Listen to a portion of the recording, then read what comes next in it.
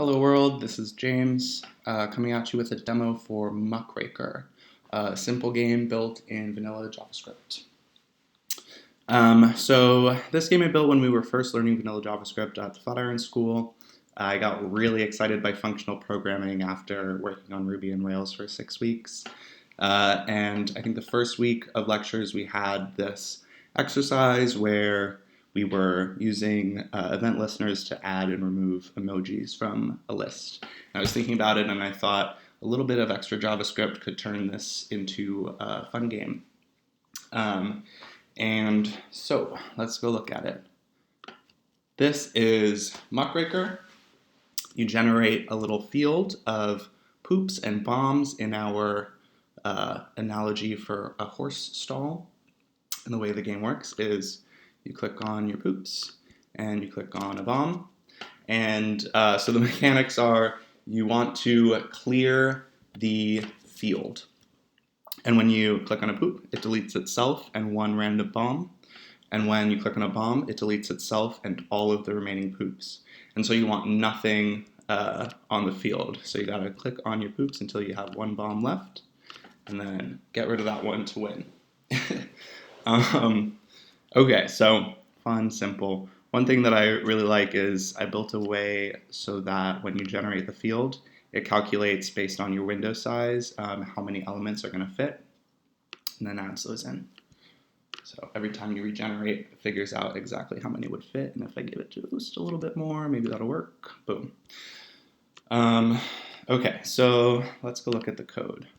When you start on the HTML, it's just this button, this list, and an overlay with an off on click.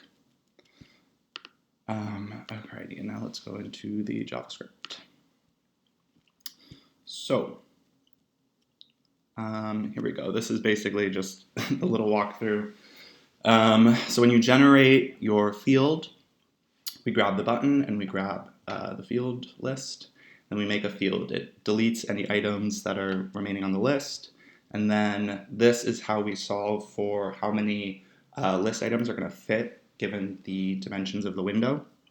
So we take the inner width and height, subtract the margins or padding for the button, and then divide that by the size of the emoji, and then just floor that, and we get the number of poops or bombs that we should create. So using those times, we'll create an element, test it by using math random. So if the test is greater than 0.2, we create a poop, and if it's less, we create a bomb. So this means there'll be roughly 20% bombs and 80% poops. Okay, and so then the functions for destroying. There's a click event listener, and if you click on a list item that is a poop, it will remove that. Well, let's start with bombs, sorry. If you click on a list item that is a bomb, it will remove that bomb, it will find all of the remaining poops, and then for each poop, it will remove it, and then call the function field condition to see whether you're still playing or if you've lost or won. And if you click on a poop, it removes itself, and then it gets a collection of all of the bombs, and then based on that length, finds just a random index, basically, and then removes one of those random bombs that are remaining on the field. And then again, it asks the field condition. And then in the field condition, we get a list of the bombs and the poops. And if there's more than, if there's one or more of each, you're still playing. If there are no poops, but there are still bombs, you've lost. If there are no bombs, but there's still poops, you've lost. And if you get rid of everything, then you win. And so as you can see here, the lose and win conditions are just turning this overlay display on and adding some text. And then here's the onClick function, which will regenerate a field and get rid of that overlay. So this has been Muckraker. Hope you enjoyed. Happy to show it off. Thank you. James signing off.